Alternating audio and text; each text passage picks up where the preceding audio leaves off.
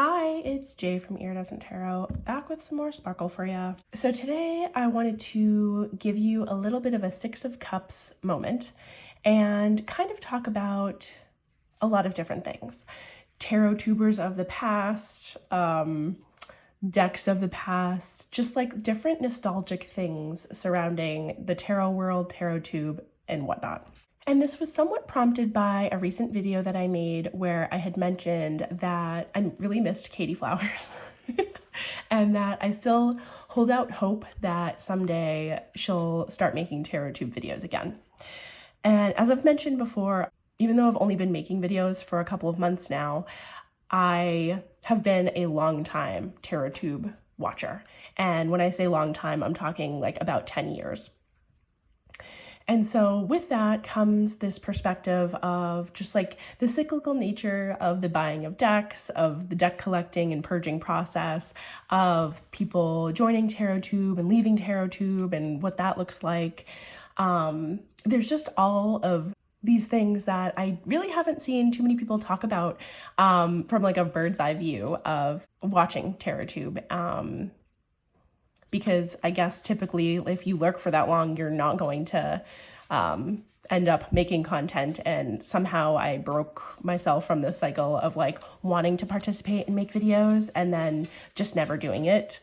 And I have tried before. I think probably around 2018, I made a couple of videos, posted them and deleted them. And so this go around where I've been making videos for like the last 2 months is definitely the longest and most present that I've been for creating content myself. But yeah, that was preceded by many, many years of just enjoying videos made by other people. So if you want to hear just like a very rambly chat about all of that kind of stuff, please join me for the next however long. I'm not sure how long this video is going to be. Grab a nice cup of something warm, settle in. It's funny because I have had a hard time like not making my videos super concise. And Erin, the Witch of Saturn, and I were just joking around chatting, and she was like, every time your video ends, I just want there to be more. Like, I want your videos to be longer. And I was like, I have such a hard time, like, taking up that space and, like, rambling without, like, having feeling like I'm getting to a point of something. And so today I have like this little goal for myself to just kind of be chatty, talk about things and not have too much of a goal other than to not have a goal. And I'm also a little bit sick, so apologies in advance if my voice is a little off. Okay, so before I get too into the weeds, I just wanted to share my nail polish, which I used specifically for the Lacrimosa video because I thought the black and silver matched my deck perfectly. This is Mooncat the Dark Side. And then for my perfume today, I put on Nocturne Alchemy's Spooktacular. And I chose this scent because it's the scent that I wore the most around 2017, 18, 19. And so it has like a little bit of a nostalgic vibe for me, especially around the time period of things that we're going to be talking about today. The notes on this are vanilla, mallow root, sugar, vanilla bean pod, ice cream accord. It's so, so delicious. It's creamy, melty. This like makes my mouth water. The deck that I am holding now, I didn't know the name of it until Shanna did some deep digging for me, and we found that it was called the Color Deck. And this is a very old deck, and I purchased this deck from Wild Moon Woman. So honestly, back in the day, Wild Moon Woman was my #1 favorite tarot channel. Like, I loved watching her videos. She had such good tarot content. She knew how to like talk about a deck. And I would just get so excited about her posting videos. And when she posted her, what are they called? Where you declare your love? Testimonials. When she posted her testimonial, I was like, oh no, like she's not gonna be in tarot world anymore. And she wasn't. She sold like all of her metaphysical things. And so I actually bought like a whole lot of her decks and crystals and things, and this is the deck that to me like embodies the most energy of Wild Moon Woman. It came to me like super beat up, and like she used the heck out of this deck. She even did a reading for me with this deck, with this in Lumina Tarot. So yeah, I always think of her when I use this deck, and I just miss her. She does still post videos. It's just more fountain pen planners, which I like watching, and some Bible reviews and stuff. So yeah, it's definitely not the same as what it used to be, but she's one of the Tarotubers that I miss the most for posting tarot content. Let's look through this. This is my little... This is so random. This is my pack of extra cards from things that I don't even know like what they are. So I keep all of the like extras that come with things, or if I had to get cards replaced for any reason, in this little area. So let's see what kind of surprises we have in here. So these are from the Lumina Tarot, the Sacred Creators. I don't know what, like, oh, you know what? Sometimes I get cards like when people mail decks and they just like include random cards. Look at these two little tiny guys. Silhouettes Tarot. I had to have this deck and then promptly was like, do not use that. Here's some marketing cards and things from Spread Crafters, I guess. This is from the original Idiosyncra deck. I had a bunch of extra cards. This was from my Carol Herzer deck. At one point I had a Carol Herzer deck, and these must just be the extra marketing cards that she sent along. I had one that looked a lot like this, I think, and I really wanted the one that had the sparkles on it like this. So that's still on my list of things to buy. I never had this. I don't know what that is.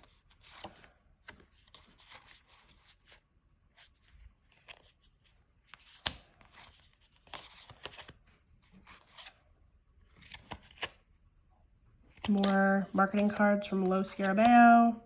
Oh, cool. Yeah, I don't like having this kind of stuff in the deck, so I must have just put it aside, and I don't look at this, so interesting. Little line strider cards. Oh, the Happy Tarot and the, what the heck was this? Tarot of the Magical Forest. These were like my Playful Heart tarot before I had Playful Heart. Like, this is what I bought when I first got into tarot, because this was the closest thing I could get to what I wanted, and that's now been replaced by Playful Heart. Oh gosh, I forget what this was called. It was something by Seventh Sphere Tarot, maybe? Yeah. Interesting. Here's another pile. These are the more recent marketing materials that I've gotten in the last few years. So Spectral Whirl, Magical Nature Tarot, Ivy Lee, Yellow House, Spirit Kittens, just random cards and things that I've gotten from buying decks secondhand. This came with the Illuminated Deck of Holy Souls. Oh my god, all of these from Zeppelin Moon. This is from my BFF. Some sparkly extra cards from Tarot Collectibles. They include a lot. More Ivy Lee. Somebody must have sent me a Mary L card at some point. Grab it. I don't know what that is. I don't know what this is either. I definitely didn't buy those decks. Original artwork from Outgrow Yourself. Kitten Chops. Dreamy Moons. Oh my god. This is Kitten Chops. Oh, look at how cute. I like going through these because it feels like I'm getting little gifts right now. These are postcards from, what's that magical fairy one that came out recently? I didn't back it or get that. I just randomly, somebody sent them to me. Cat Riles. More cards from random things that people have sent. This is from a perfume brand that looks like a tarot card, so I guess I put it in. Little Bird extras, Deja Druid, and obviously more kitten chops. So some of the other Tarotubers that I loved watching were Imogen Walters. She was also a big loss to me when she stopped making videos. I think between Wild Moon Woman and Imogen, I was like really heartbroken.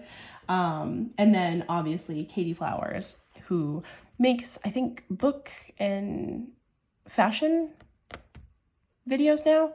I still subscribe to her and will occasionally watch something. Like she just posted one on knitting, so I watched that because that's in my wheelhouse. There was Shuffle Tarot and Kitten Waitson Tarot and Jessie Huntenberg, who I think had a hand in working with the Wisdom of Pooh Tarot, I think, was like on the business side, and then I don't know, she stopped making videos recently-ish. Samantha Menzo, I used to love her videos. Power Femme Tarot. Yeah, there were so many tags back then. Let's see if I can, I have a note here with ones that I was going to respond to. All About RWS. Tarot Obsessed by Katie Flowers. Tarot Tag 15 by Arwen. I don't remember. Creole Witches, hashtag Getting to Know You. Hashtag Tarot Tag 8. Hashtag Oracle Tag 7. I don't know. I don't remember anything about these. Hashtag Last 3 Tarot Decks. Maha's 11. Tarot 11. And hashtag How I Read Tarot by Shuffle Tarot. This is a little journal that I had when I would be like writing down things about Tarotube. Occasionally, there's not a lot in here, but one of them was this Maslow's hierarchy of needs. And I'm like looking through this, why do I have this? And it's because somebody had created a tag that was the hashtag ladder tarot tag by Miss Tracy too. And I guess you were supposed to talk about your decks and stuff in relation to Maslow's hierarchy of needs. So if I look back at this, level 1's your basic needs because that's your physiological needs. So I called my basic one the Centennial RWS. It's good for any topic, basic for all. And the oracle that I picked was the Compendium of Constellations. I don't have that anymore. And then for level 2, I had picked for the safety are like Home Sweet Home decks, the Sasarai Bito, which is unassuming, comforting, and the images are easy to read, and Spirit Cats, which are like a hug in a deck. I still stand by that 100%. Level 3, which is Love and Belonging, the White Sage Tarot, or Mesquite, or Carol, maybe Carol Herzer, or the Sacred Creators Oracle, which I still use. Level 4, Confidence Booster, Self-Esteem. I picked Lumina Tarot and the Connected and Free. Nothing like pulling these out to read. Excited and confident. Ooh.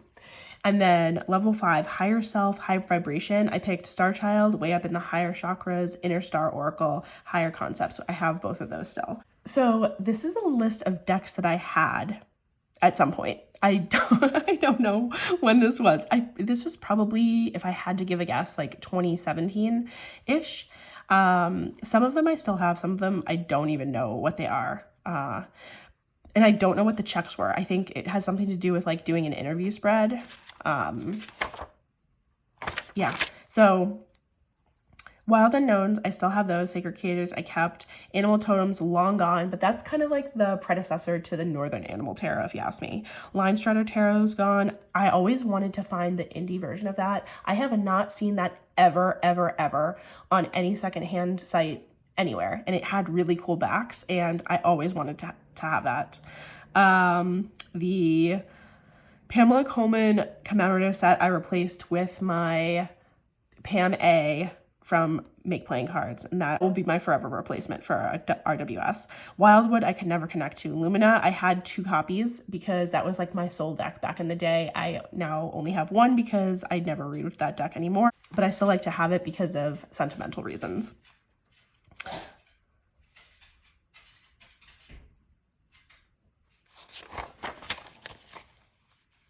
I had all the original Antique Anatomy, Oracle of Oddities, Arcana of Astrology. All of those are gone. Rebel deck used to be so cool. It was like this deck for couples, and they had multiple versions of it. Cat oracle.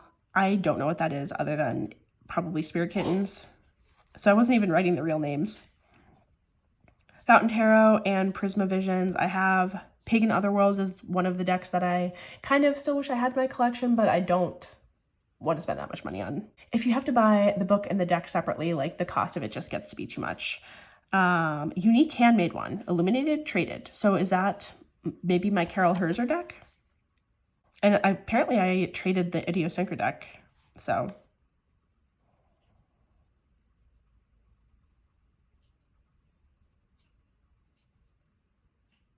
Yeah, I had the Wooden Tarot and the Earthbound Oracle. These three, I have no idea why I had. Bohemian Wild, Indie Wild, Vagabond Wild. No, no, and no. Ophidia Rosa and Pythia Botanica, I could never get straight like how to read with those. Mesquite Tarot was such a cute little guy, and everyone was wild over that one. It like was out of print and hard to find, and I ended up selling mine. The Universal Mind Oracle, and a couple of these are ones that were in the bundle from Wild Moon Women, like the Universal Mind, Davis of Creation. Those two are the two that I regret selling. Out of all the things that I've ever sold, those are the only two that I'm like, I probably shouldn't have done that. But the rest of them that I have sold, like, I don't have any real qualms about it. Circo Tarot. Oh, okay. How I read tarot. Shuffle Tarot. Shuffle Tarot's hashtag. So apparently I used to, for prepping and rituals, I used to sleep with it next to my pillow. I do not do that anymore. Shuffle it 12 times. I still do that when I buy a new deck or get a new deck, and I shuffle 12 times. Interview spreads, I do that. Before reading, crystals, candles, and shuffle 3 times. I don't do crystals or candles anymore. I don't have time for that. Shuffling 3 times. I shuffle twice, riffling, and then I do overhand. Envision a light intention overhand. Okay, I should do that again, but I don't. Style and layout. Full moon, new moon. I don't do that. Choosing a topic, Googling a spread, or using a spread book. I still do that. Creating your own all the time. Cards or deck that you like to use. Indie cardstock. Okay, ain't nothing changed, baby. Beautiful artwork. Okay, yes. Connection. Tarot for in-depth, oracle for wisdom. Okay. All right, I see what I was doing. Crystals, runes, or other tools during readings. Crystals for mood. Okay, yes, I can see myself that I used to do that. I have runes, I don't use them. That is still true. Using a pendulum to pick cards or a deck or something with the chakras. I have pendulums that I hardly ever use. Close the tarot reading a certain way. Ponder the question, place cards in random spots, take notes. Okay, so I still do all that. I ponder the question, the reading that I had. I take the cards and put them back in random spots throughout the deck, and then I do journal and take notes. Who do I read for? Myself, family, friends, anyone who will have me. Let's see what this is.